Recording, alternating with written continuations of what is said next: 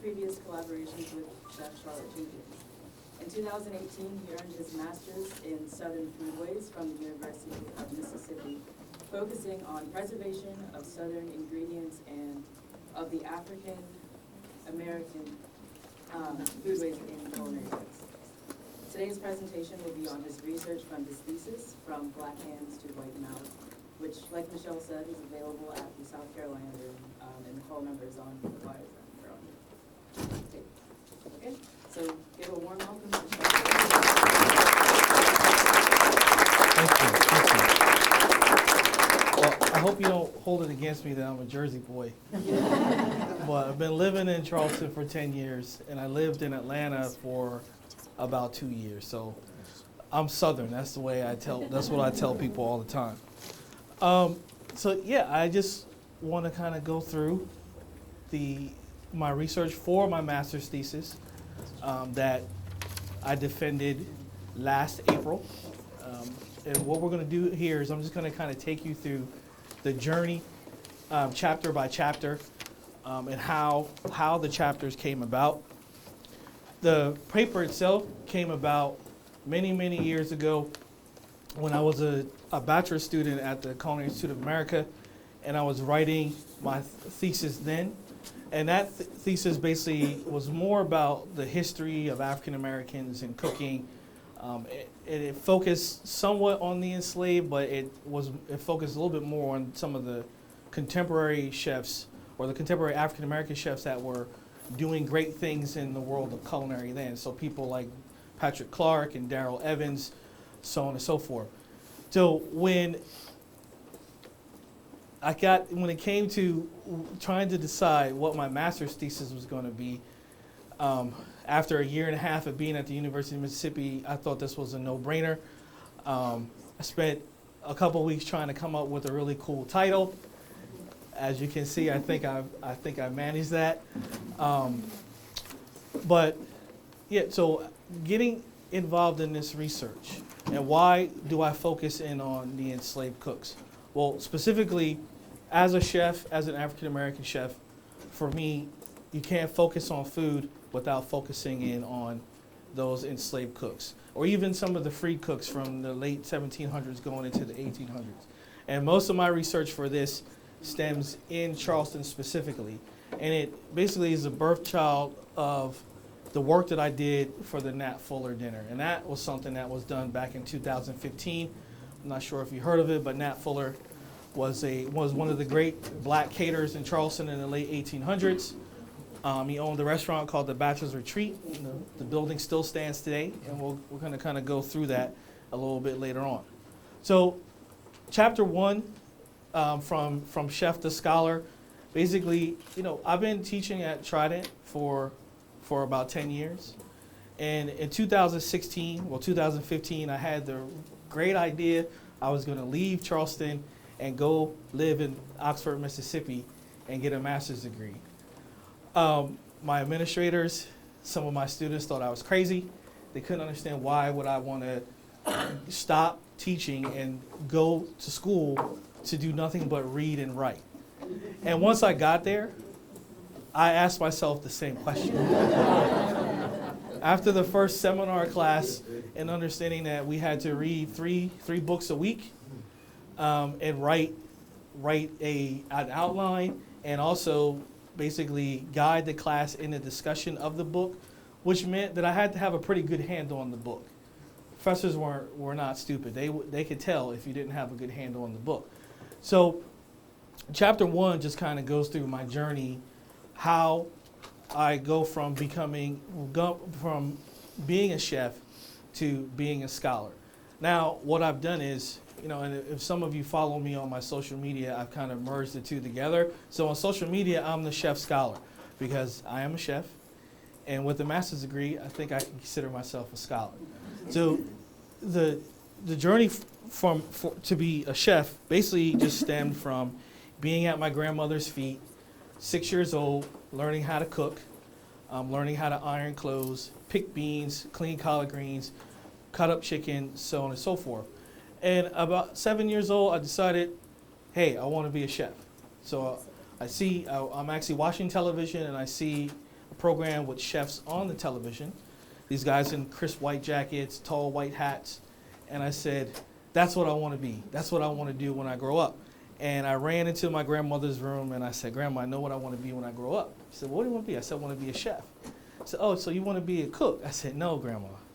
I want to be a chef. So even then, at that time, I knew the differences between what a chef was and what a cook, or what a chef is and what a cook is as well. So from that point on, that's all it's been. You know, I started working in a restaurant at 16 years old. I worked my way up to become the sous chef, which basically is the second in command, for 3 years. But I decided to go get a formal education, and I went off to culinary school. So I went off to CIA, Culinary Institute of America, for my first 2 years, got my associates in culinary arts, and went back home, took the sous chef position at the former restaurant where I worked. But at some point, a really great lady in my life, my mother, decided that I was going to go back to school. She decided for me. I had no inkling, didn't want to go back to school. But she sat me down and said, oh, you're going. And she actually helped me fill out the application. She actually put the application in the mail. And a couple of years later, in 1994, I wound up going back to the Culinary Institute of America and getting my bachelor's degree. And then throughout, just working in different restaurants, as a chef at Cornell for a couple of years, a chef at several hotels. I worked for Starwood. I was a chef in Atlanta. And in 2008, I had the great opportunity to move to the lovely state of South Carolina and become the first black chef instructor at the Culinary Institute of Charleston, specifically because they didn't have an African-American chef, and 40% of our enrollment, or even more, is African-American and minority. So just working there, and then fast forward to 2015 and doing the Nat Fuller dinner, that changed my trajectory, and then that put me on the path to becoming a scholar. So, because without that dinner, I probably would have not had the thirst for the knowledge to understand the contributions of black chefs in culinary, period, whether it's here in the South or anywhere in the world. So I start off this first chapter with this quote. To be a chef today is to center yourself in the traditions of your roots and to use them to define your art and speak to any human being about who you are. Your plate is your flag. And that comes from Michael Twitty. Michael Twitty is a great culinary historian.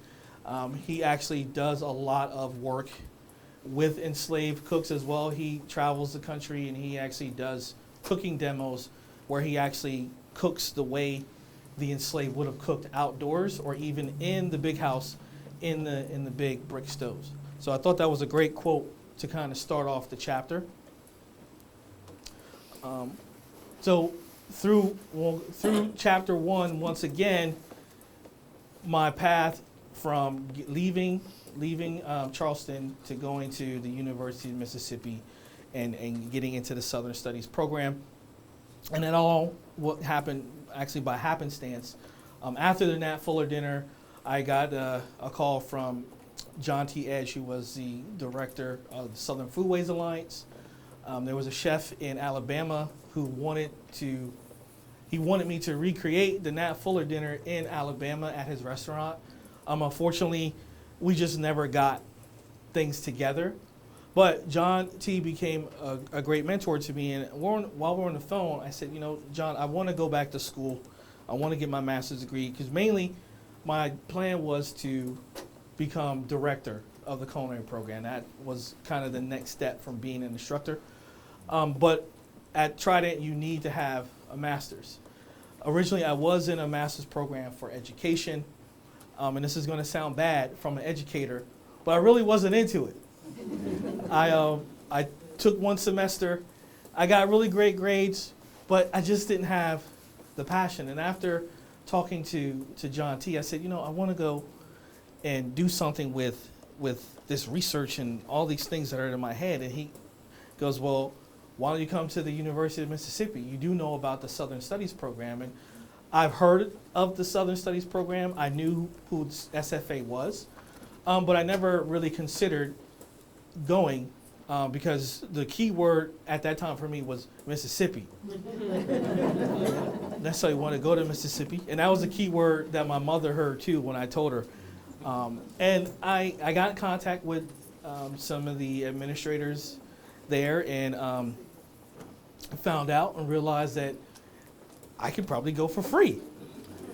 So that was one of the catalysts that said, well, hey, free. I mean, they do have a diversity fellowship, which encourages African Americans to go into that program because they don't have a lot of African Americans going to that program, which doesn't really make sense. I mean, it is a study of the South, right? And in the program, you can study anything about the South. It doesn't necessarily have to be foodways, but it can be about music. So we do have students in my class or cohort who study the blues or Southern literature or Southern dance. I had one classmate who studied the way people dressed in the South during a specific period of time.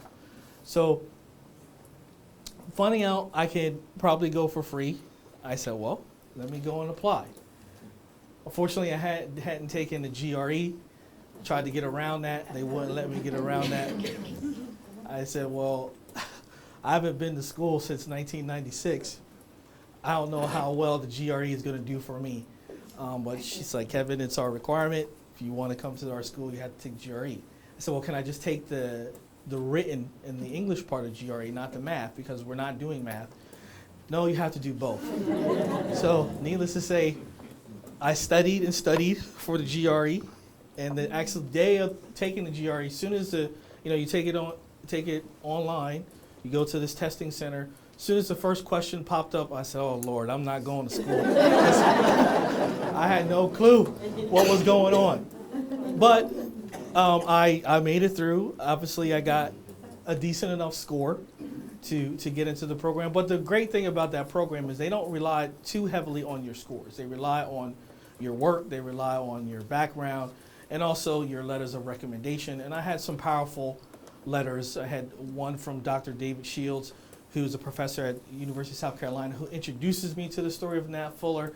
I had several others who were very gracious enough to write me a letter of recommendation. And so I took the GRE, got the scores.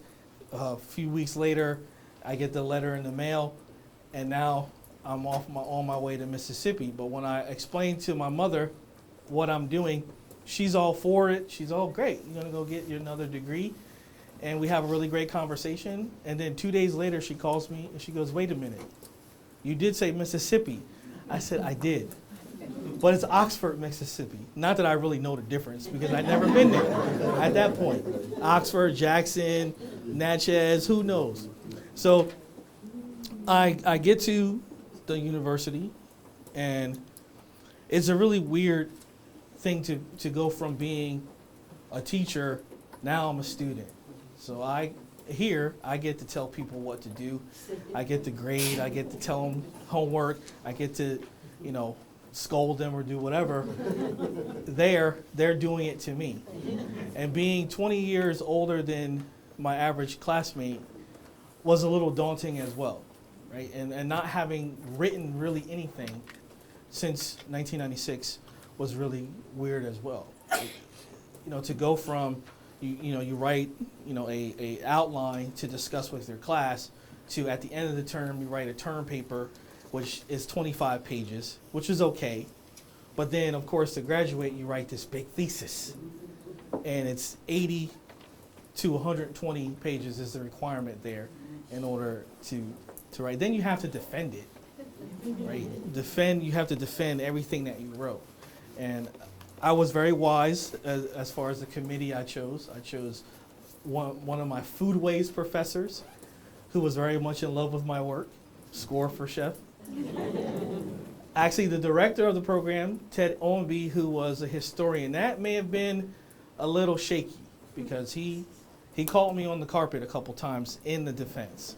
But I was able to gather my thoughts and get it together. Then one of my favorite professors was a sociology professor. I'm like, sociology? is he really going to know what I'm talking about? He's always giving me good grades in his class. Score number 2 for Chef Mitchell. So we get to writing the paper, and my committee chair, Dr. Katerina Pasadomo, who has a doctorate, I think she's anthropology, but she also taught foodways and was always interested in the work that I've done. And she was a very instrumental part on getting me to the defense, calming my nerves when I caught writer's block. I can call her, I can text her, especially one day I was sitting in front of the laptop and the words were just not coming, and I had the laptop in my hand and I wanted to throw it against the wall, but I texted her and she said, "Kevin, calm down." And she made me look at the paper as if it was 5 individual papers, 25 pages or so each. So she said, if you're looking at this big thing at the end, which is 100 pages, 120 pages, you're never going to get it done. So she had me write it chapter by chapter, and even out of order. So you have to write chapters 2, 3, and 4 first before you write chapter 1. And I'm like, well, how does that make sense? And then before you write, which is the intro, and then chapter 5 is the conclusion. So I figured it out later on that, well, she's got the doctorate. She's going to get me through the defense. I guess I should listen to her. So 2, 3, and 4 came together, then the conclusion, and then the introduction. And then, of course, you get to defense, and you present your paper, and your committee asks a bunch of questions. You have to be very, very wise and very quick on your feet to answer those questions. And within an hour, they kick you out of the room, they send you out in the hall, they close the door, and they confer. And you walk, or I pace the floor for about 10 minutes, even though it felt like 30 minutes. And then they bring you back, and congratulations. But once you defend and you've done it successfully, you know you're on the path to graduation. You're graduating. So at that point, April 24th at 3:00 p.m., I signed off. I'm done. I completed. I'm graduating May 12th, 2018, and that's what happened. So chapter 2, and this is where it gets good. Chapter 2, I start writing about Nat Fuller and his legacy as it relates to this culinary dynasty. This dynasty that he births from being the great black caterer in Charleston. Though he is trained by a woman named Eliza Seymour Lee, who was the matriarch of all black caterers in Charleston. And this chapter basically definitely stems from my portrayal of Nat Fuller in 2015.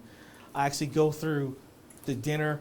I include the invitation to the dinner. I include at the end, we had to write a reflective piece about the dinner. So I chose to write a letter to Nat Fuller as if he was alive, but I was writing him this letter in heaven as he's watching me perform his food, his mission in Charleston in 2015. And I also talk about the other chefs, freed and enslaved, that come after him. Right? And Nat Fuller's at the center of this story because of the fact that he was a former slave. He enters into this agreement with his owner, William C. Gatewood. He says, "Hey, I want to open a restaurant." Right? So Nat Fuller was bought by William C. Gatewood, who was not from Charleston. He was from Virginia. He was in the lottery. He was very wealthy, but he bought Nat Fuller basically he wanted him as his manservant. He wanted Nat Fuller to prepare elaborate meals at the William C. Gatewood house that still stands downtown on I always say it wrong. Legree? Is that how you pronounce it? Because I was like Lagar. They're like, no, chef, it's Legree. So this house still remains. He buys Nat Fuller at the age of 15. Nat becomes this great cook in the home, and he goes, "I want to open a restaurant." So William C. Gatewood said, okay, I'll give you the money for the restaurant, but you have to give me a cut of what you make. So you enter in this work share kind of agreement. He gets the money. He opens the Bachelor's Retreat restaurant downtown on Church Street. The building still stands. It's an art gallery now, but it was 3 floors. First floor was where he basically sold pre-made goods. He was a butcher as well, so he sold meat that he butchered. And also, of course, at that time, African Americans were only allowed to purchase pre-made goods from the first floor, and then they had to leave. They couldn't even eat in the restaurant. Second floor was his main kitchen and some seating, and then the third floor there was some additional seating. And then, from what I understand, it's named the Bachelor Retreat because it was a place for men to get away from the women. So he opens the restaurant. He's like the great caterer. So all the societies in Charleston come to NAT for all their functions.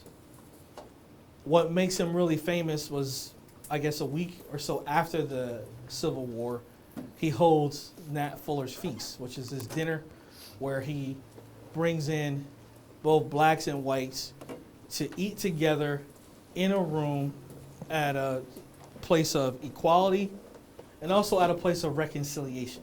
Right? And it was called the miscegenation dinner, which just basically means mixed race, so black and white. So he does this dinner, which is really remarkable because at the end of the Civil War, where's he getting food from? Charleston is demolished basically.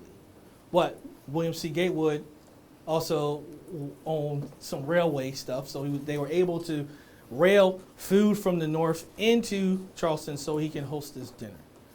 He hosts this dinner.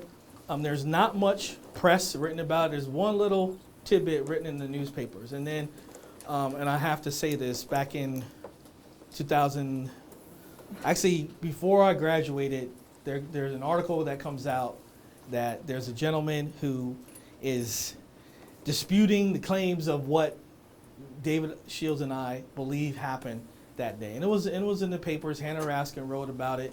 She actually called me.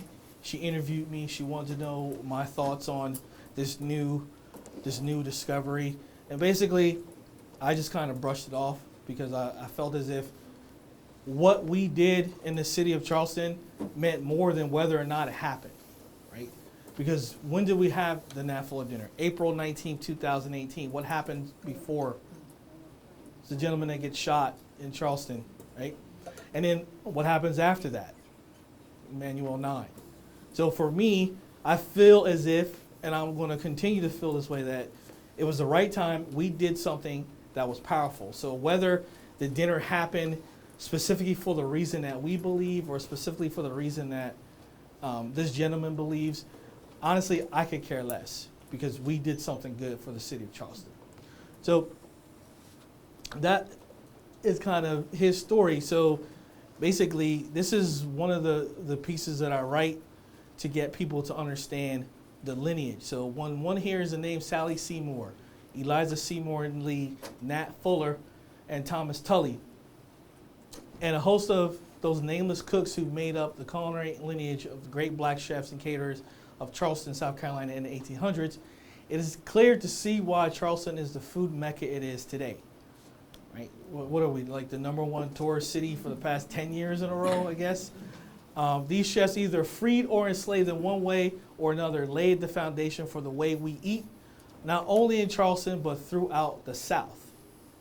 Right? So my claim, without them, what we eat today, whether we eat it here in Charleston, whether we eat in Georgia, whether we eat in North Carolina, whether we eat anywhere in the South, because of them, even though the food is very different. Right? Southern food is different. And one of my missions is to get people to understand that Southern food is not just about fried chicken, macaroni and cheese, stuff that comes from the deep South, right? You have the Tidewater South, right, which is kind of Maryland, D.C., which is considered part of the South, right? You have the Gulf South, so you have, of course, Cajun Creole, and also you have food from the Mississippi Delta, right? And being in Mississippi, I was able to see what Southern food was to Mississippians, and the one thing that stuck out to me was tamales, You go to Oxford, you go many places in Mississippi, you're going to find tamales all over the place. How does that happen? Of course, it happens through migration. You know, Latin-speaking people come and they settle in different areas in the South. They bring their culture, and then they, of course, assimilate with ours, and then they create food with the ingredients that grow here. Right? So, chapter 2 basically starts with Eliza Seymour Lee, who is the matriarch. Sally Seymour is her daughter, right? And Sally is born free, and she inherits basically her mother's business. Also, what's really interesting about Eliza Seymour Lee, she owned slaves herself. Right? So, once again, African Americans owning African Americans. Why? Well, she had a very successful pastry business downtown, I believe somewhere on Trad Street. So good to the fact that she couldn't handle the business by herself. She needed employees. Well, whites, of course, would not work for her. Freed blacks didn't want to have anything to do with it. So who did she have? She only had the labor of enslaved people. So she purchased several slaves to help her run her business. And when she dies, she passes them on to her daughter, Sally Seymour, who is also this accomplished pastry person, and for the most part, pastry cook, and I'll discuss when we get to the ads, seems to be the most valuable, the most skilled of the cooks in Charleston at that time. So then we go to Nat Fuller, and then Thomas Tully. Thomas Tully was an apprentice of Nat Fuller, who, when Nat Fuller dies, about a year after his feast in 1866 of typhoid fever, Thomas Tully takes over. And now he's the reigning god of catering in Charleston. And then, of course, Tom Tully births several other caterers and chefs that kind of take over. And the last kind of the lineage is James Perrineau. And James Perrineau has some ties to Burke High School. When he retired from being a caterer, he actually developed the cafeteria program at Burke High. And he actually saved Burke High from burning down. The kitchen caught on fire or something, and he was able to put the fire out before it destroyed the high school. And these are a couple pictures from the dinner. There's Natalie Dupree, the queen of Southern food. There are others, right? Edna Lewis is the queen of Southern food, and of course Natalie Dupree. This gentleman, honestly, I don't know who he is. I don't remember. It's like 4 years ago. This is the menu, right? And the menu comes about. Once again, there's no real research on the actual dinner that took place in 1865. So I go through loads and loads of research looking at menus from all of Nat Fuller's catering gigs, menus from his competitors, chefs that work at the Mills House Hotel downtown, all his predecessors, and basically in a room with all these menus and books, just started looking at common dishes that seem to be on every menu. And that's kind of how I put it together. So the mock turtle soup, which was a big debate, because actually the original menu, we're going to do turtle soup. We're going to do some turtles. Everyone's going to love it. But we debated because a lot of people were like, well, who's going to eat turtle in Charleston in 2015? And even I was kind of like, I don't know. Am I going to eat turtle? But I worked in a French restaurant years ago where we made turtle soup, so it was nothing to me. So we debated, and I said, okay, to appease everyone, we're going to have mock turtle soup, which has no turtle in it at all. Right? But one day, I wake up, and I'm in the shower. You know, in the shower, you have epiphanies. I had an epiphany. I said, you know what? We're doing turtle soup. So I go to David Shields, and I said, David, we're going to do turtle soup. He's like, well, you're the chef. It's your gig. You're all about the food. I said, okay, we're doing turtle soup. and we did turtle soup. And it actually became this big thing. You know, Michael Twitty was a guest at the dinner, and to this day he complains about the fact that he didn't like the turtle soup. I'm like, well, Michael, there was a whole other menu. I appreciate you liking everything else, but I actually turned it into a learning experience. You know, when I placed orders for the food, I ordered just turtle meat to make it easy. The week before, I was in Atlanta doing an Edna Lewis dinner, and my purchaser calls and says, Kevin, you know, he calls me, I'm in like, Kevin, we have a problem about the dinner. It's a week out. That's the last thing I want to hear. We got some problems. So what's the problem? He said, have you ever worked with whole turtles before? I'm like, well, yeah, I've worked with whole turtles. Why? Because that's what they sent. So 10 frozen whole turtles, no head, of course, feet, little nails, little toenails. So we go to start prepping, and we make this big turtle stock, and I have pictures of all these turtles that I dump in this big kettle, and with water, we put some seasonings and other things in it, and we make this stock, and all the students are like, Chef, oh, can I get the shell? Okay, you can have it. But the only way you're going to get it is if you pick all the meat from the turtle bodies to go into the soup.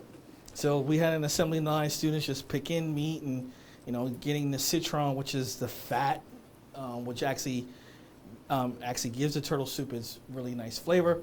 You know, I'm also warning them, you know, make sure you don't get any toenails in there. We don't want that in the soup. And so we made turtle soup, and I researched some recipes, and I didn't like some of the old ways that they were doing it. So I took a recipe from New Orleans. They eat turtles all the time, turtle soup. So I made it in the style of gumbo, which seemed to work really well. I made the students taste it. They didn't want to taste it, but you're working with me. I'm your teacher. You're going to taste it, or it's part of your grade. Okay, chef.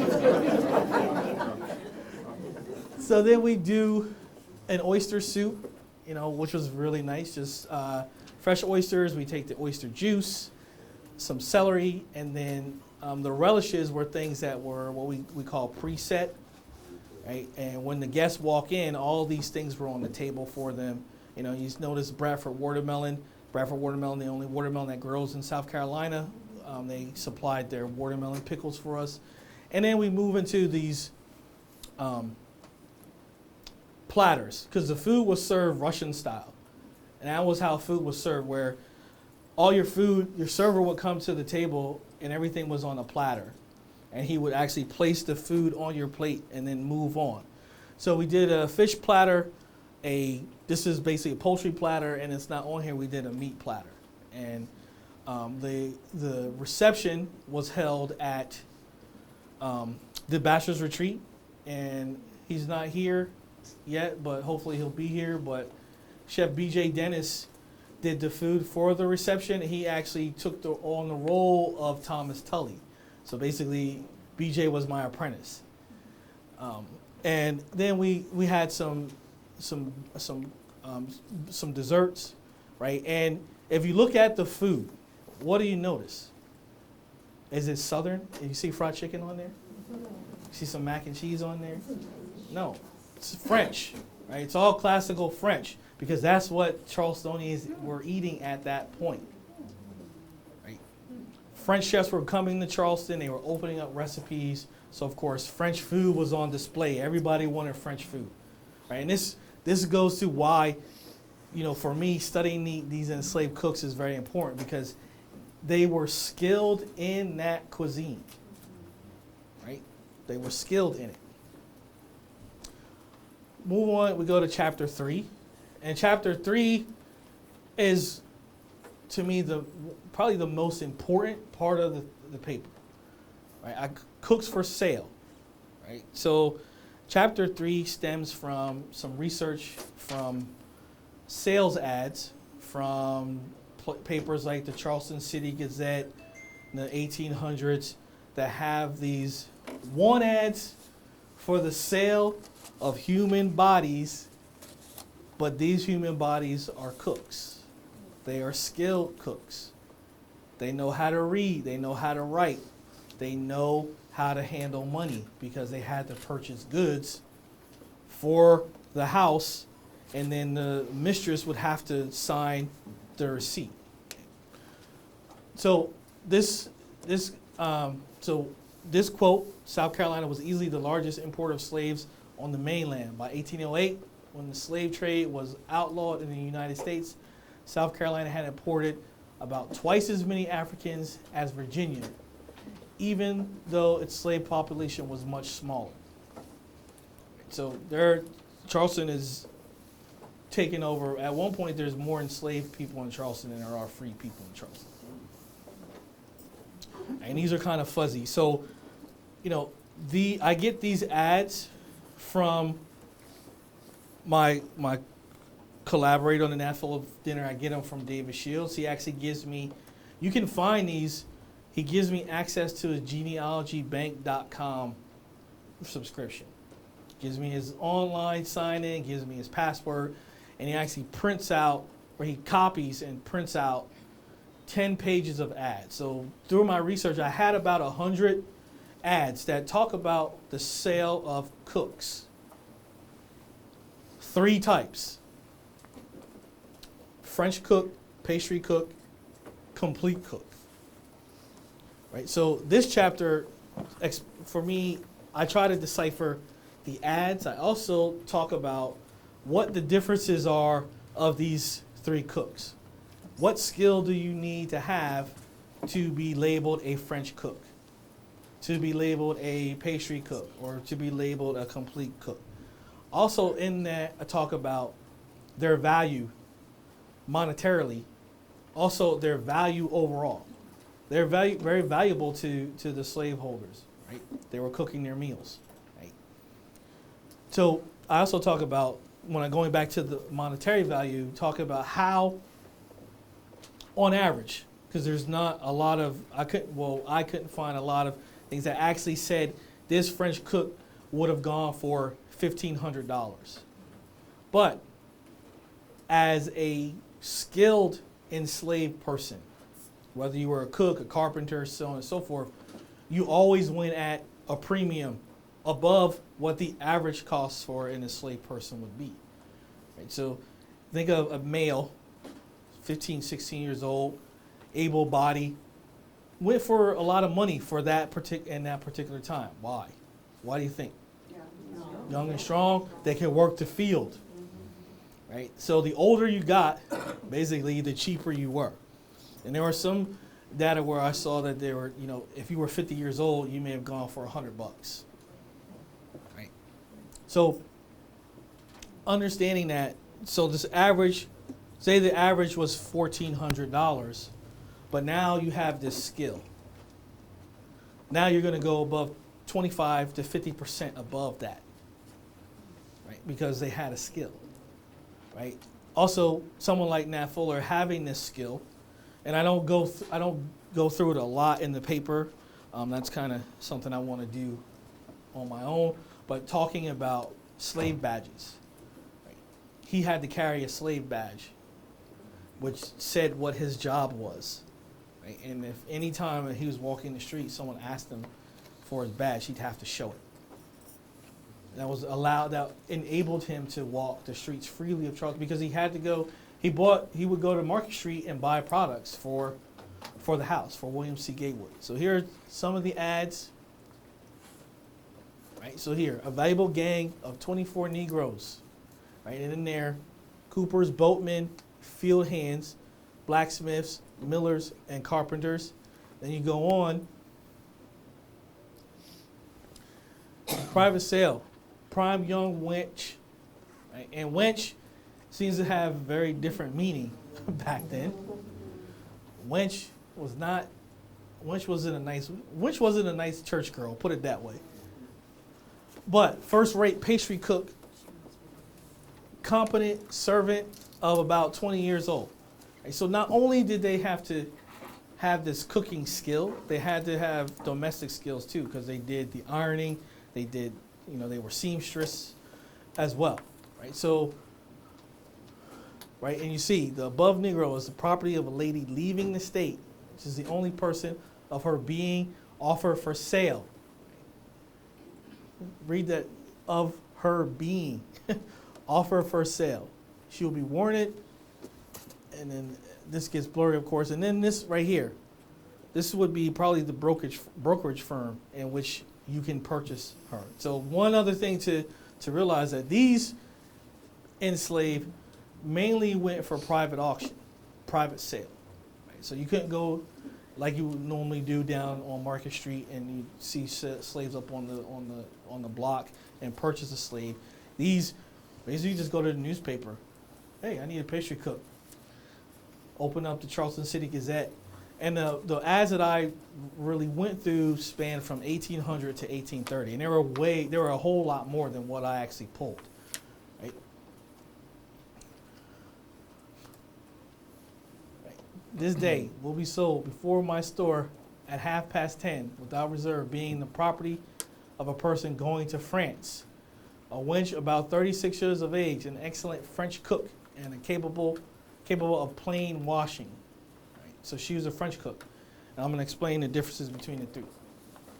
And here are a bunch of other ads. Right? And you can go through, if you set up an account on genealogybank.com and put in the search engine French cook, pastry cook, you can also put the time frame. All these ads pop up. Right? So this chapter to me is the most important, because for me, it tells me what? That they were skilled, they were valuable, not only in money, right? They had to know how to read and write and count money. And they had some type of agency in the city of Charleston at that time. There's a couple more. Right?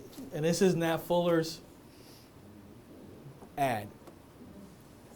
One Negro boy named Nat to be sold, right? Now, he was purchased by William C. Gatewood at 15. And then he moves into William C. Gatewood House downtown. And fortunately, I think a year after the Nat Fuller dinner, I had the fortune of I actually was able to cook in the same kitchen that Nat Fuller did. We hosted a field pea symposium where we got together, and Chef BJ helped me as well. We cooked over 30 varieties of field peas, right? Crowders, rice peas, black-eyed peas, black crowders, brown crowders. And people like Natalie Dupree was there. Jessica Harris came to this, right? And we held it at William C. Gatewood House, and I was in the actual kitchen in which Nat Fuller cooked. I actually stood on the steps where he would have walked up to the steps to his bedroom when he lived in William C. Gatewood House. So it was all very, of course, surreal for me to, for one, stand in his shoes in 2015, and then months later actually be in the house where he was a slave. I mean, beyond that, it still was a very great experience for me to be there. Right, and here's another ad, like private sale. Then we move on to chapter 4. Right, chapter 4 has some connections to chapter 3, right? Because without them, right, we start talking about the influences that they bring with them. We also talk about the ingredients. So the most important part of the chapter is about specific ingredients that are in the African diaspora and how they make their way to the New World. Right? And there's a couple, I guess, stories, myths, wives' tale. Like, you know, they sold grains of rice in their hair. Some people believe that to be true. You know, or that we know that, and I'm going to show you the cover, but in the Shadow of Slavery and Black Rice, written by Judith Carney, she talks about how the slavers, when they go, of course, to get the slaves, they actually purchase their local ingredients from their, or not that they purchased, they just probably stole it, but they actually bring those things on the boat, on the ship with them.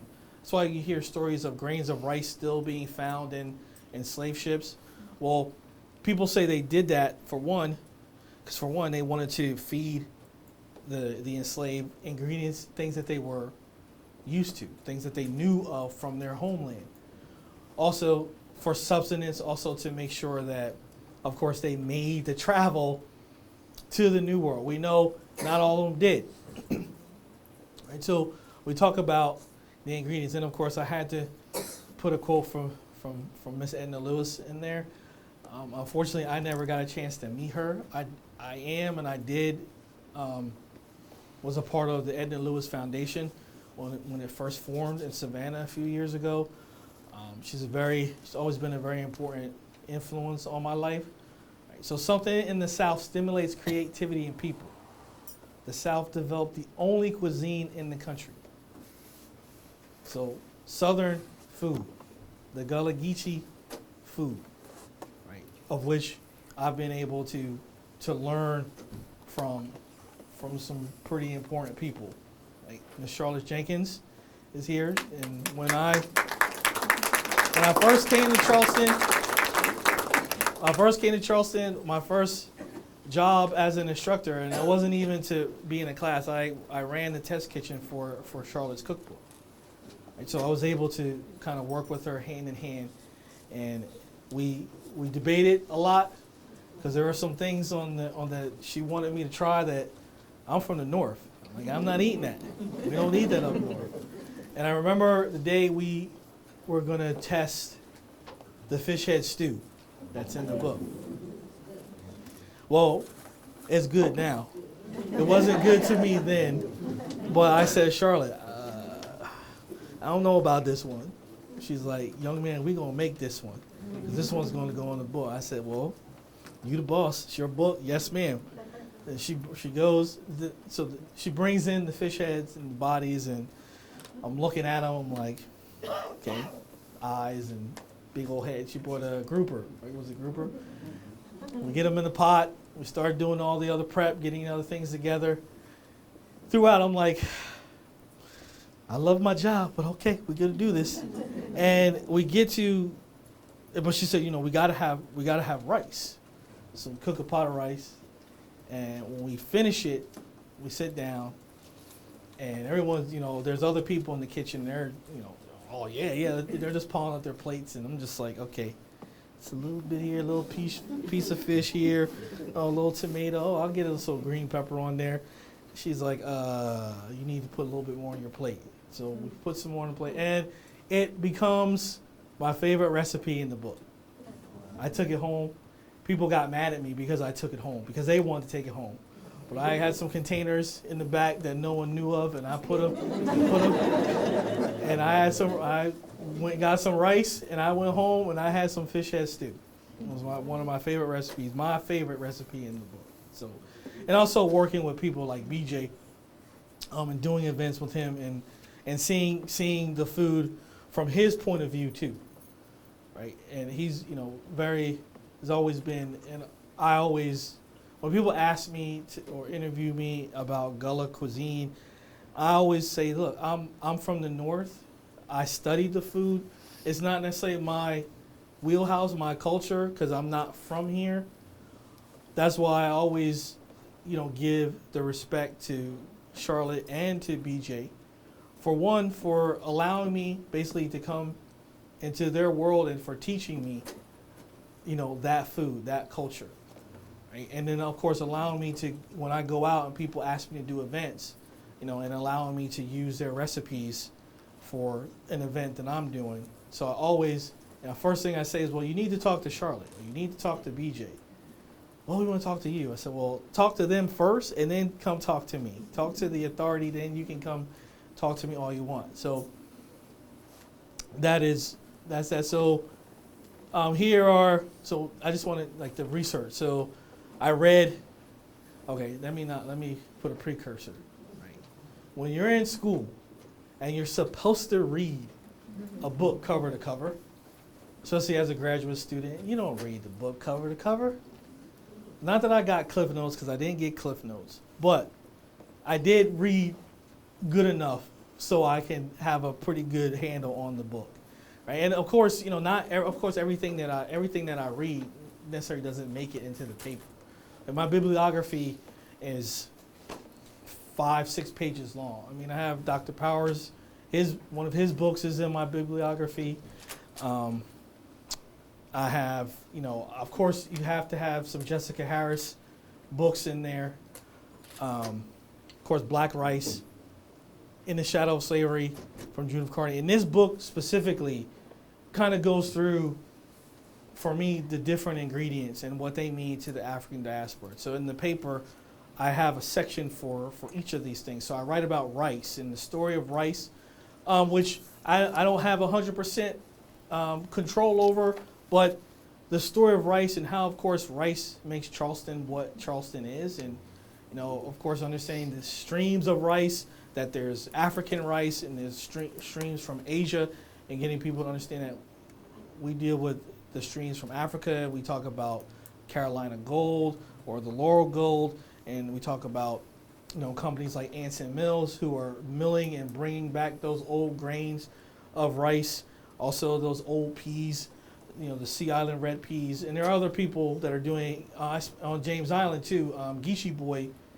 which is local, they're doing it too. But Anson Mills seems to be the well known because they were first out of the gate. But Geechee Boy has some really great product too.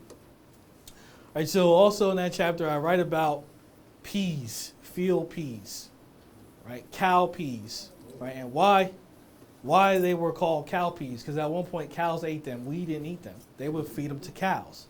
Then someone was like, hey, these things taste pretty damn good. Maybe we should eat them and not eat the cat. Let the cows eat them.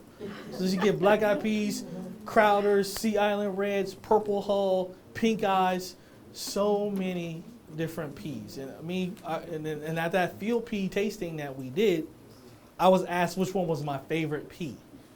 And for me, it's the black-eyed pea, and mainly it has sentimental value. It's the first pea that my grandmother taught me how to cook, right? But I will throw down on some Sea Island Reds, and I'll eat some Purple Hulls. But if I'm cooking, I always reach for black-eyed peas because it takes me back to being in the kitchen with my grandmother and make it. So in the dish that's in the back, there is black-eyed peas and also Sea Island red peas. All right, so I had to bring some local stuff in there too. Greens, which is also in the dish. So we talk about greens, which we also talk things like cabbage, collards, right? And at one point, collard used to be called coleworts. Then somehow they morph into the word collard. So it used to be COLEWARTS, and then at some point it becomes collard. Right, then of course you have your mustards and your turnips, and for me, then there's kale, all different types of kale. You have dinosaur kale, purple kale, flowering kale. The list goes on and on. Watermelon. We talk about watermelon and what it meant, or what it means to African Americans, right? To travel from Africa to the New World to have watermelon, which does what? It quenches your thirst, right? It also gives you important vitamins, and also the use of the seeds. You can do things with the watermelon seeds. Watermelon seeds produce oil, and we don't use watermelon seeds a lot for culinary purposes. It's more for cosmetic. So they used to put watermelon seed oil in your hair to condition your hair, right? I talk about chicken. Right? Chicken is very important, right? And I talk about how, and I use a book from Psyche Williams Forson called "Building Houses Out of Chicken Legs," right? And she goes through how chicken becomes very important in the African diaspora. And also talks about, and she's also coming out with a book that talks about how African Americans we get shamed for eating chicken, and how there's been studies where people, if you work in an office and you are eating lunch and you are eating chicken, you're gonna basically you don't want to eat chicken in front of white people. That's kind of what the skinny to what the me. I don't care. I like chicken. Chicken is very important Chicken is very important because not only was it for sustenance, they use it for money. Right? And chicken also is important because chickens were one of the only few animals that slaves were allowed to raise on the plantation. Right? So this is a really good book. So if you have some time, it's got a lot of pages, but if you have some time, you should read this book. Then Dr. David Shields, Southern Provisions. In there, he talks about a lot of these ingredients.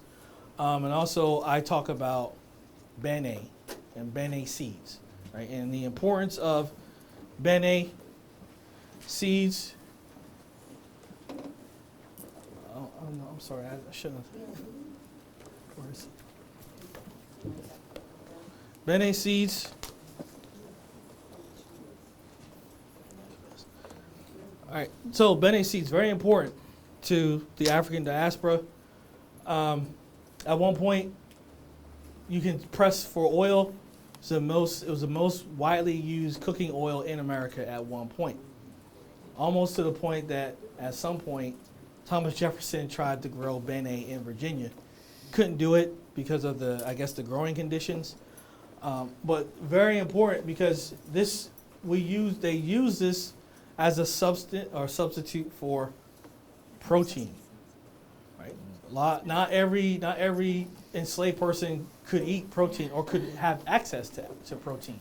So you make a pot of greens, sprinkle some bene seeds on it or mix it in, and the bene seeds gives you sustenance like protein, right? I also have in the back some bene seed oil that was pressed, and it was pressed by a company called Anson Mills. It's a very volatile oil, and when you purchase it, you have to keep it under refrigeration or in the freezer. But you can pass that and smell it.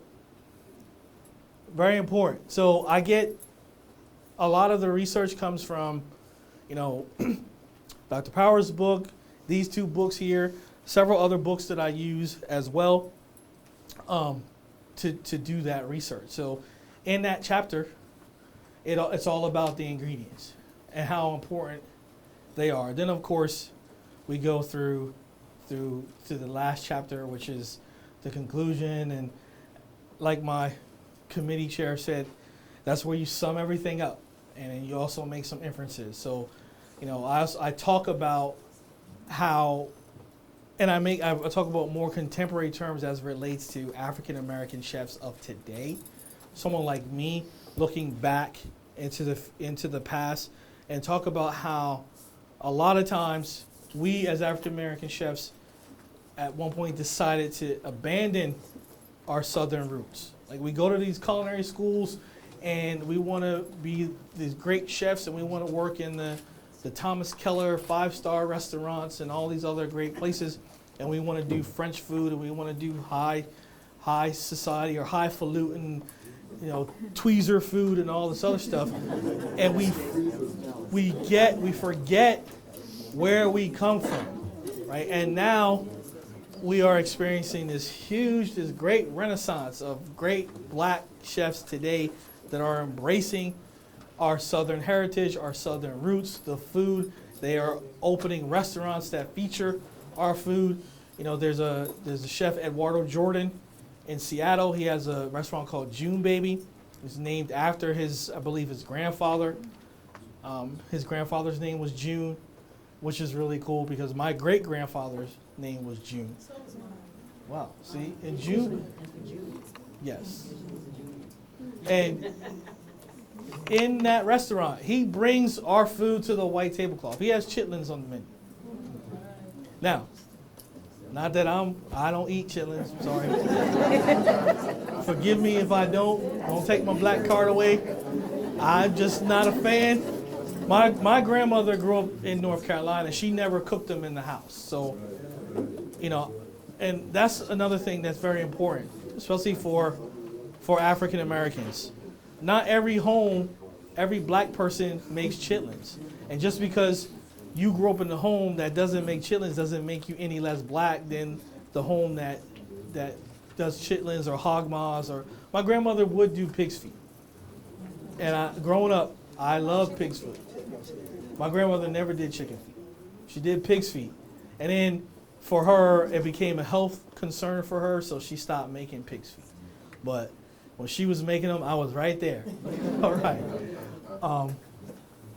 So that's kind of my paper in a nutshell, and how it all comes together, and the chapters, and why it's very important that that we do this. And I've addressed some people on social media who have attacked me personally because they don't understand why I do the work that I do. I did a couple weeks ago. I did a dinner at Drayton Hall, which is a plantation, but the dinner was meant to honor the enslaved cooks that cooked at the plantation. And prior to that, I had a photo shoot, and pictures were in Charleston Magazine. And someone online said, "How can you go and take pictures and cheese and be all smiley in a plantation?" And I said, "Well, it wasn't that I was all smiley. I mean, I do realize where I am. However, I do this work because it's important. I do this work because, I want people to understand, for me, the complexities of slavery. Not to always dismiss the stories that slaves were not allowed to read and write, because there were some that were. And these were those people that were. So that's why I do it. And as a chef, I feel it's important for me to honor them in me, so I can pass that on, and honoring them makes me successful. Right? I don't have to be the chef that wins the James Beard Award, even though growing up I wanted to. That was when I wanted to be the Fufu Tweezer chef. Now I just want to expose people to our heritage, to our lineage, to what's important to who we are. Thank you so much.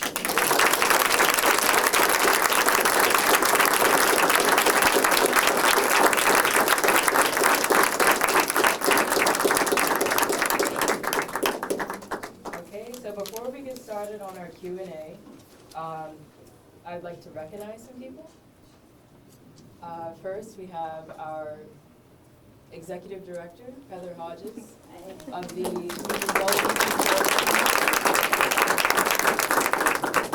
And then we have Michelle, who's also back there.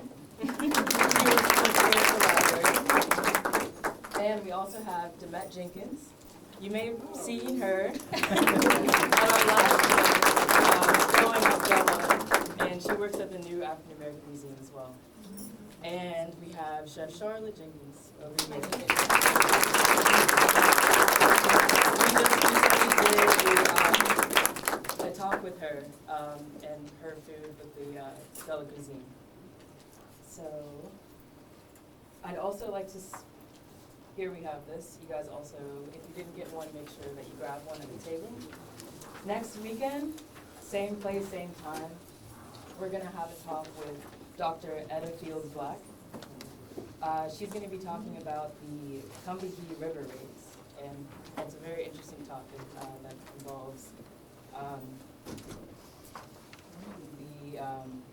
sorry, blanked out for a second, Harriet Tubman, and I also want to, some of you guys have already seen the garden, but we have a garden back out in the back. You walk through the front, you can walk around and see it. And in that garden, we have planted some Gullah Geechee vegetables. We have eggplant, okra. We're also planting rice, and we have the Sea Island red peas that he was talking about earlier. They're little sprouts right now, but they're looking good. I recommend checking them out. And for the garden opening, we're going to have a garden dedication ceremony, and I believe if you come, you can create your own stepping stone out back to the garden. Is that correct? Yeah, so gonna come June 8th at 2 o'clock and come help us make some stepping stones, because if you do go out to the garden, you'll see we do need a path, and then we're gonna make up some signs, and it'll be a lot of fun. Yep. And I know you guys smell that awesome food back there. So as you're leaving, you can, or maybe right now. We're going to do both. Okay. Thank everybody. So we're gonna try to get everybody to get some food. So while the Q&A is going on, hopefully you can get some. If not, make sure you grab some before you go. But we can now begin Q&A. If anyone has any questions, Hit me. raise your hand. Hit me. Yes, sir. You spoke of several different types of peas, Yes. and I don't see those peas in the store. Where do you get those? You have to talk to some of the local farmers, Okay, and some of the chefs and some people are trying to get together to convince some farmers to start growing those varieties again. Things that were grown and that were eaten many, many years ago that seem to have kind of disappeared. yes. I've got a question about growing Seattle red peas. I've grown them the last few years, but the last couple of years, when it gets real hot in summer, it's so hot now, that they quit blooming and setting fruit in the fall. Is that anybody else have that experience? You know, I have a friend who's a chef in Brunswick, and he's a chef, and he has a farm. He has one of the only organic farms in the state of Georgia. It's passed down to him from his great grandmother, and he's been trying to grow them too, and he's been having some problems. So maybe I Other can. field peas will set fruit during the. But you can get them. I mean, if they're not growing, you can still purchase them. You can get them. They'll actually set fruit in fall. I just can't get them to grow through the Yeah. summer. Yes. Will you speak to the importance of field peas for Hoppin' John? Because I grew up here, and my mother over the years, when she came to visit me, whether I was in Connecticut or wherever, she said, now for the Hoppin' John, we've got to have field peas. So, I know that they use other peas as well, but traditionally here in Low Country, we use. They mainly use black eye peas, which is something that was kind of passed down. I mean, what I do, that's what we can let Miss Charlotte take that, because I am not a farmer by no. Traditionally, in the Low Country, field peas, cow peas, is traditional during New Year's. Yes. Black-eyed peas is, people use that, but it's, in other words, traditional because it's supposed to be for luck. The cow peas and the black-eyed peas, every New Year's, the Gullah people, now this is the Gullah people, they prepare that.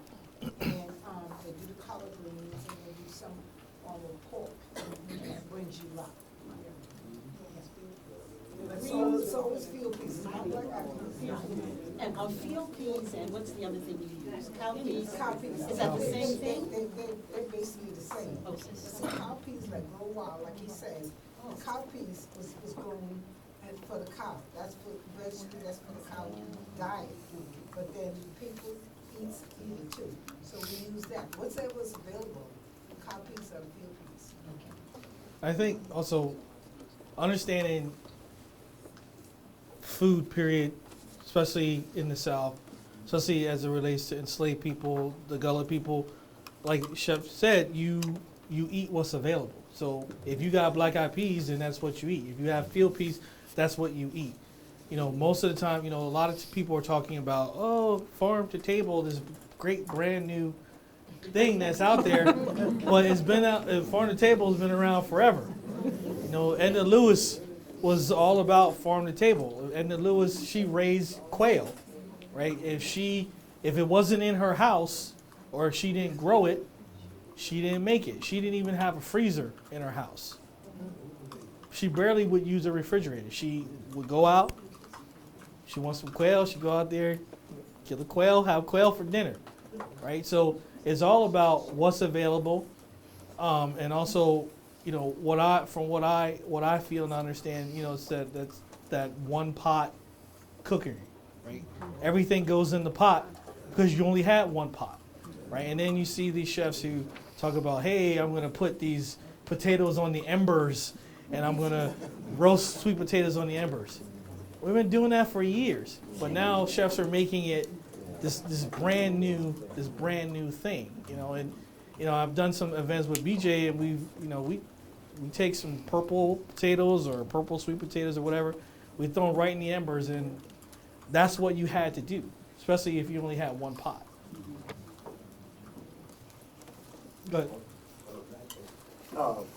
Well, so one of the big debates going on is really historical memory, particularly here in Charleston.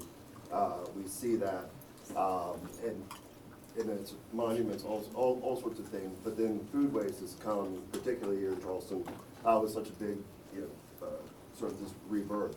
Could you talk a little bit about how your work, was the traditional sort of historical memory of African American cuisine, how your work engages in that debate and then possibly changes the trajectory of the narrative? A lot of it definitely engages in the historical as it relates to the food and what was prepared and what was eaten and how it was prepared. And for me, honoring and remembering where those things come from. My work also kind of goes off to the side because we're talking about contemporary times. We're talking about contemporary chefs who have their own way of thinking about food, right? So taking Southern food to the white tablecloth is this great thing, but if you're not preserving where it actually came from, is it really all that great? And a lot of my work talks about dealing with cultural appropriation of food, specifically the food of the Gullah Geechee, and how what it looks like, and I write in that last chapter, the last half of the chapter is titled "Who Owns Southern Food? Who owns the food of the South? Who owns the food of the Gullah people?" And talking about some of these chefs, specifically from Charleston, who are making money, who are gaining fame and fortune off the backs of that particular type of food. Is it good? When is it good? When is it not good? Well, it's not good when you're making money and no one from that community is profiting or getting from that. So I make the suggestion that, this chef that's, got all these restaurants, getting all this great press and winning James Beard Awards, what is he doing to honor that community? Why couldn't he not take some of his money and send someone from the community to culinary school? I mean, just ideas, just something to kind of to give back, and that's when it's good, when you're giving back and you're paying it homage and you're owning up to where it comes from, and that is what is very important to me. I'm not saying that because you're not black, you can't cook this food. And there are some people who feel that way, but you cook anything you want. But if you are out there and you're getting awards and you're filling your pockets, then pay homage and give respect to where it comes from. I mean, it's great to celebrate food from all over. I mean, you go to culinary school, you learn mainly it's all about French cuisine. I love French cuisine, but by no means am I going to say I'm a French chef. I mean, you can look at me and tell I'm not a French chef. Yes. The New York Times on May 7th had an article, I don't know if you've seen it, about the restaurant scene in Charleston. Yes. And it really is troubling, I think, in terms of the Gullah Geechee restaurants and how some of the upscale restaurants, more upscale, are selling shrimp and grits and adding a million ingredients and charging $30. And I thought it really was very telling that because how many grill closed and Chef Rock left, what is happening to the Charleston restaurant scene, especially for the Golden Beachy It's- restaurants like Nana's. is being run over. It's being taken over by those chefs. And let me preface by, I, as a chef instructor who works with the chefs and I supply them students, I have no disrespect for anyone wanting to open up a restaurant. But when you push out a specific community, then there's a problem. And it all, I mean, for me, it's about gentrification. It's about, just you have to be able to respect those people and let them have those restaurants where they are. I mean, food is changing every day, and with the fact that Charleston is becoming this major tourist city, that's another reason too. I think all these people are coming to Charleston because they read about Charleston.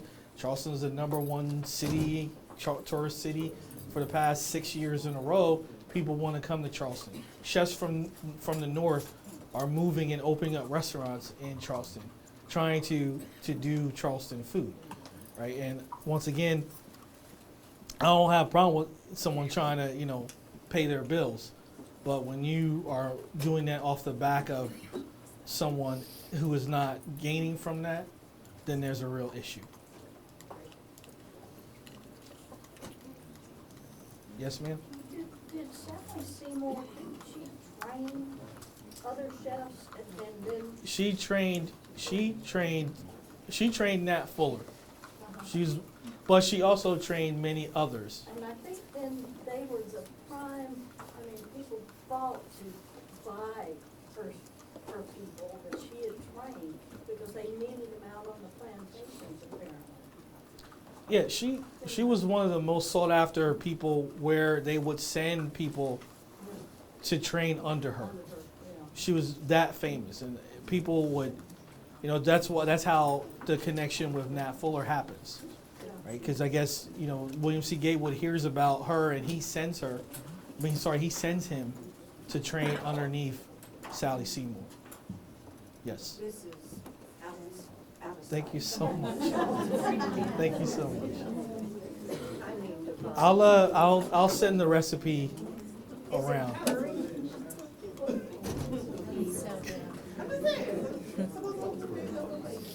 Oh, of course. Okay, so what it is it's called peas and greens. And what I decided to do was take, once again, what we do traditionally on New Year's Eve is eat peas, black-eyed peas, and we eat greens. So I said, well, put them together in one pot, right? Also adding other things to it that you may not necessarily think goes in there.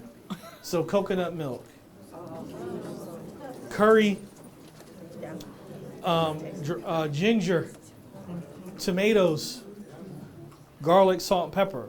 And people will say, well, where does the coconut milk come from? Where does the curry come from? Well, Charleston's a port city. Those things came to Charleston.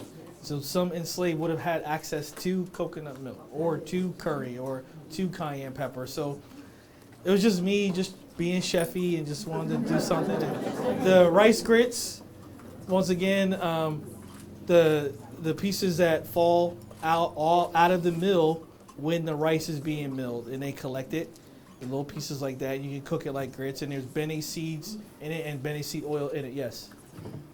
I'm waiting now. I'm done. I've heard a story about Nat Fuller in regards to him creating this meal after the Civil War to bring people together, Yes. the black and whites together at the table. Mhm. Yeah, and that's what we did in 2015. We created that dinner. And I basically stood in the shoes of Nat Fuller and recreated it based on whatever research I had, whatever I could find. I thought,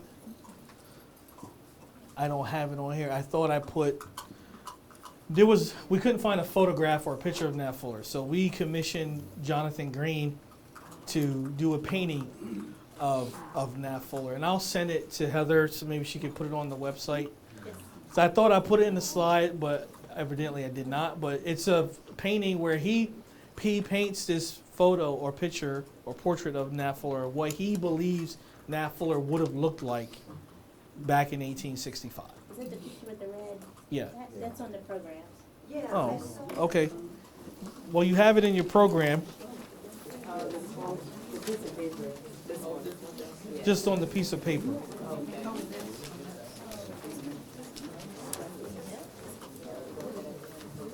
That's it. No, this is the picture. You don't have the sheet. So maybe this is the picture right here. Oh, there we go. So we go to Jonathan Green and we say, hey, we don't have a picture of Nat Fuller. Would you do this painting? And of course, he goes, of course. And he does this really beautiful painting. And we featured the painting at the reception for the Nat Fuller dinner. And the reception was held in the building where the Bachelor's Retreat still stands. So we had the reception there. And then, like they did in 1865, we had the 54th Regiment infantry reenactors escort the diners to the venue where the dinner was. And dinner, we held it in McCrady's up in their banquet room. So we actually had, which was really cool, Charleston police blocked off 2 blocks, and we were able to walk in the street and have the 54th Regiment reenactors escort us to McCrady's to the dinner. Yes. One thing they really want to get away from traditional cooking and going to like this. Well, if you think about it, chef, when you go to culinary school, you learn about French culinary techniques, and you see these chefs are getting famous on doing these specific restaurants. And when, and I'll speak for myself and some of the other black chefs that I know personally, when we graduate from culinary school and go into a restaurant, the last thing we want to do is be known as the fried chicken chef, right? We want to be known for the French cuisine. We want to get the James Beard Awards. We want to be out in the spotlight for that particular type of food and not for who we are, who we were. So that's why I say in that last part of that chapter, there's a new guard of chefs that are embracing, someone like Eduardo Jordan in Seattle. A really good friend of mine named Todd Richards in Atlanta is doing some great things. And he has a book out called Soul. And his book talks about soul food from his perspective. Right? You have to understand every black person has their own background. And once again, going back to not every person grew up eating chitlins, or not every person grew up eating this, right? You have Dwayne Nutter, who is the chef at Southern National in Mobile, Alabama, a really good friend of mine, where he's looking at food or Southern food through his eyes. So these chefs and myself, we're looking at trying to get people to understand about Southern food through our lens, through our background, through who we were, right? Because someone like Eduardo, like I said, he has chitlins on his menu at a white tablecloth restaurant, where I believe he's getting like $25 for, right? And someone talked about, rice, like how we used to get rice, and now if you go try to buy Carolina Gold rice, it's like $20 a pound. Or oxtails. You get oxtails, now they're like $12 a pound just for oxtails, and that never was the way it used to be. So as a young African American getting in that world, we tried to disassociate ourselves with the fried chicken. And even like when people would ask me to do an event, right? You know what happens? February comes around, you know what February is. My phone, it blows up. Phone is off the hook. Chef, we want you to do this event. We want you to do this. We want you to do that. Okay, great. Send us a menu. So I send them a menu, and they say, well, there's no fried chicken on here. Where's the macaroni and cheese? Can we get some greens up in here? And I used to get offended because, look, I can cook that food, but I went to the way we look at it when we were looking at it. I went to the #1 culinary school in the country. I paid a lot of money to go to that school. I have 2 degrees from that school. Took me a long time to pay off that student loan. There's some debate about that. So when they say, well, chef, we thought you were we just wanted you to do some fried chicken. And I'm like, well, this is not the menu that I sent you. Then of course, we go back and forth and we kind of meet in the middle. I'll give them some fried chicken, but do something a little chefy on my own. But I'm like, but now, I'm a black chef. First I'm a chef, and then I'm a black chef. Yes. Yeah, my question is, doing your research, I want to, I just want to know, Nat Turner, because I'm fascinated by it. Get real clear on something, right? But did he has resident, is he a resident in Charleston? Because I think He was born I in. came across a house that I was told that it was. He his was house. born I'm not in. sure. It's either he was born in Charleston. I believe he was born in Charleston.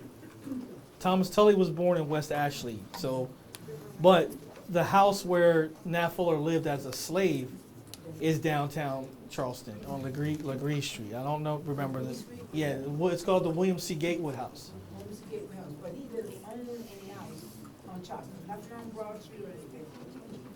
No, he owned the restaurant on Church Street. And I believe when he had the restaurant, I believe he may have lived on Broad Street. I have to go back and look at it. Yeah. Yes, ma'am. We can all see the growth of the food industry in Charleston, and the fine restaurants and what have you. And I understand that the shortage of employees is so dire, everybody's getting bonuses, servers, people to help, people to support the chefs. We're happy to see that we have more chefs, but I'm of an age where my classmates were all of us, they were servers, and there was nobody serving but them down at the fine restaurants in Charleston. What is it? Yes. In those days. Now, we've got more restaurants than ever before, but our young people are not being utilized. Is there any kind of resource or any effort to train and develop our young people so that they can participate in this renaissance? I think some of it is this generation, the last thing they want to do is cook or serve, right? Even growing up, coming up, during like the big martini lunches in the 80s, the power lunches where French chefs were infiltrating American restaurants. A lot of our parents, or their parents back then, were discouraging us from becoming chefs and cooks and servers because it was a way to remember servitude. So they were encouraged, hey, you don't want to be a chef. You want to be a doctor. You want to be a lawyer. You want to be, you want to be this. So I think it's just, and we're going back to it. It's the generation. I mean, there are people out there that are trying to train African Americans who want to get into the business, especially on the server side. It's called Teach the Need. A gentleman by the name of Mickey Basque is doing that, but he's doing it. It's not helping all that much. But once again, I think it's all about this generation. They just don't see any validity in being a server, but they don't understand. They make $75,000, $80,000 a year being a professional server, but they don't see it. They don't understand it, right? Some servers make more than some chefs, right? And the chef is running the kitchen. Yes. I was gonna mention culinary. Oh yeah, and we do have. And I should have remembered. I'm teaching it. Whatever. Thanks. One of my students is, keeping me on my heels. We do have at Trident. We do have what we call a culinary kickstart program that's offered through Goodwill, where we are training people in some basic culinary skills, so they can go out and get jobs. And we offer continuing education classes as well for those who are really interested in getting into into this business. But I mean, you know, when I was growing up, the first chef I worked for said, "Hey, you want to be a chef?" I was like, "Yeah." He goes, "Well, you have to be crazy to want to be in this business because the amount of hours you work, you know, you spend more time with your coworkers than you do your own family. It's a rough business to be in. You know, that's why I teach, so I don't have to work 80 hours a week anymore." Yes? Yes. So as I was eating the beans and greens that you prepared, it reminded me of home, and I'm actually from Jamaica. And I live in Savannah now, and I'm doing work there to document Gullah Geechee foodways. And I've been coming up with, realizing there's so many similarities between the food of the Gullah Geechee and the food we eat in Jamaica and other islands. Have you seen that in your own research as well? And can you speak a bit about the similarities? Well, yeah, I think if you just think about the passage of enslaved people from Africa, they stopped off in the Caribbean first and dropped those people off there. Then they make their way to the New World. So those Africans bringing that culture, those things to places like Jamaica and so on and so forth. So there's always going to be those similarities. And that's when people were like, "Oh, well, you put coconut milk in, so that means it's Jamaican." Well, it can be Jamaican, but the cultural influences basically goes hand in hand. How is your teachings and the cultural foods going to be intertwined into the IM Museum, to the International African Museum? Do you know Oh how Lord, that don't. Been having some interesting talks with the IAMM. Well, I've reached out to them. I've offered some proposals, some ideas I think they should do to embrace food. The way it looks now, that museum right now has no inkling on embracing any food at the museum. And there was a talk you were there the other night, and I got to talking to some people, and I've talked to numerous people, and I mean, of course, I've offered my own self, and I said, "Hey, you should look at what they're doing in DC. Right? You don't necessarily have to have a restaurant as grand as they do, but they also have an exhibit. You should have an exhibit that's focused specifically on Charleston chefs, African American, freed or enslaved." And I just think that right now they're not. I mean, I think they're pretty much there in, hey, we got to raise money to break ground mode, and they're not really thinking about programming. So I've been preaching to the choir. I talk to anybody that will listen to me about my ideas. I think to the point where they see me coming and they run the other way, but I'm gonna keep running after them. I think it's, they're not only running from you, they're running from, when it comes to the food, they're running from others as well.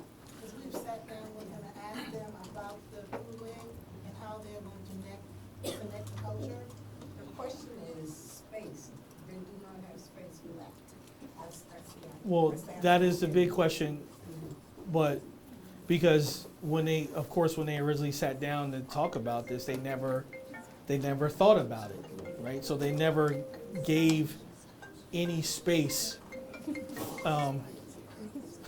They never allocated any space for anything food related. And my question is, how can you not allocate space for anything food related in a museum that's being built in Charleston? So I'm gonna keep running after them until they decide to sit down with me or they keep running. But I've suggested that they need to have my own personal ideas of having an exhibit similar to what they have in DC, having a restaurant that embraces Southern food culture. And I'm like, well, I could be the guy that does it. You can hire me and I can work for you and I can build this thing for you. I have the expertise, and there's other people here that can. I know BJ's talked to them a few times. I've talked to them. So it's like I don't understand where there's a huge disconnect right now, where they don't see the validity of having something food related. Yes, ma'am. I did want to say that we are talking about programming. Didn't know, realize someone from the museum was here. Hi, hello. My name is not Chef Kevin Mitchell. I'm somebody else. But I'm speaking from my personal experience so far. I totally understand, but I did want to say that we are talking about lots of various kinds of programming. Well, thank you so much. We are trying to get to groundbreaking. Yeah. But we have staff in place that's already looking 2 years, 3 years ahead about programs. Yeah.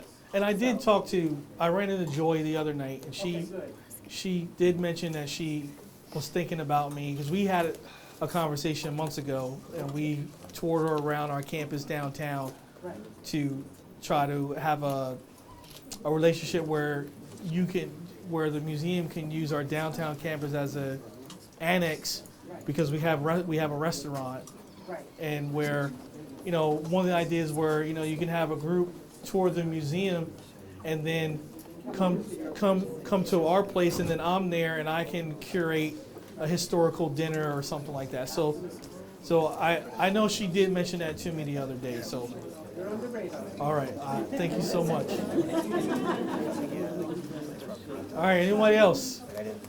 Yes, ma'am. Talking about trying to get folks to come back downtown to Charleston, one of the problems is affordable housing down there. Yes. You're gonna work 60, 70 hours a week.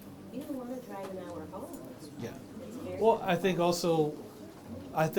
what goes along with that is parking is a major issue for like our students who, like Chef, I love to work downtown with this chef, but a good 40% of my check is going to go to pay for parking, and I don't want to pay for parking. And they kind of have an answer to that. They have that bus, the hop, whatever. They started it. I don't know how well it's doing. Obviously, it's not doing all that well because our students still are complaining about it. But all those things go with that, and those are questions that I wish I could answer. But speaking to the same thing, even if you have that bus that you can get on, people are being pushed out now to the more rural areas so they can find affordable housing, but there's no transportation to get them back. And so that's going to be an issue that Charleston has to address.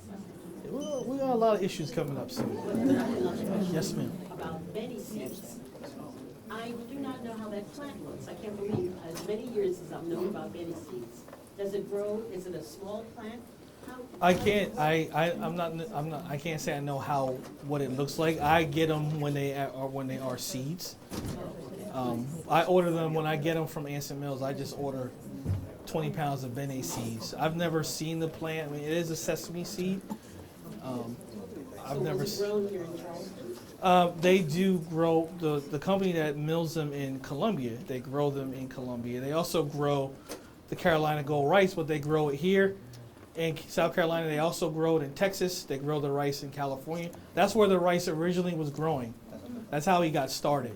The gentleman from Anson Mills. He was showing chefs in California about Carolina Gold before he was even showing chefs in South Carolina.